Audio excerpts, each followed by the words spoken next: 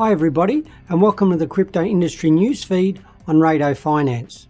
January's been a great month for Bitcoin as investors snap up the digital gold over as a safety net on fears of the coronavirus, which is beginning to spread beyond the boundaries of China. We will also talk about the digital yuan, the confrontation between the SEC and Telegram, and the miners preparing for war. China will stop at nothing, and even the coronavirus, which is now raging in the country, will not interfere with their plans to launch a new national cryptocurrency called digital currency electronic payment. There are three main differences between this and existing cryptocurrencies. First, its underlying value source is different. Bitcoin and related currencies are mined, which means the source is decentralized and controlled by an algorithm.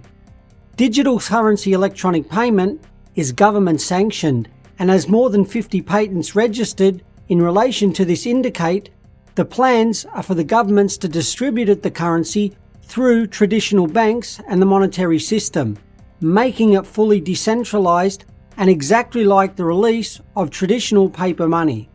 Second, the underlying technology is different, as the blockchain ledger will be controlled by the government and not distributed across the system. Finally, it's intended to operate exactly like a normal currency and integrated throughout the commercial system. Most consumers won't really notice a huge difference between using this new currency and existing digital payment platforms. Because the ledger is held by the government and is not distributed to mining nodes, the currency won't have the time lags associated with Bitcoin, making it practical to use in everyday situations. China does not hide the fact that the development of the digital renminbi is carried out with the aim of eradicating shadow payments in the banking system and also to achieve a complete rejection of cash. So let's see how this pans out. The name Pavel Durov has repeatedly appeared in our reviews, and this time the US Securities and Exchange Commission decided to finish off Gram.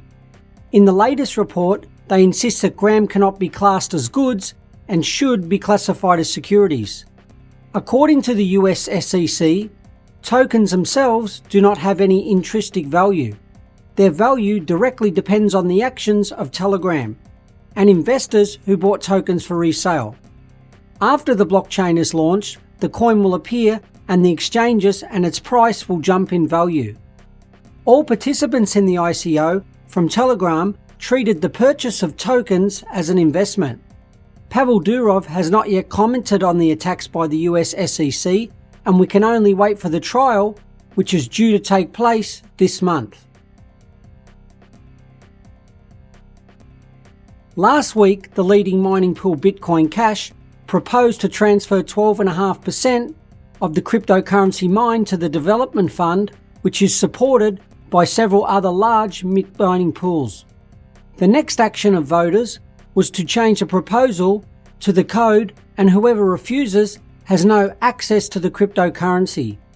Critics of Bitcoin Cash have called this action a totalitarian regime.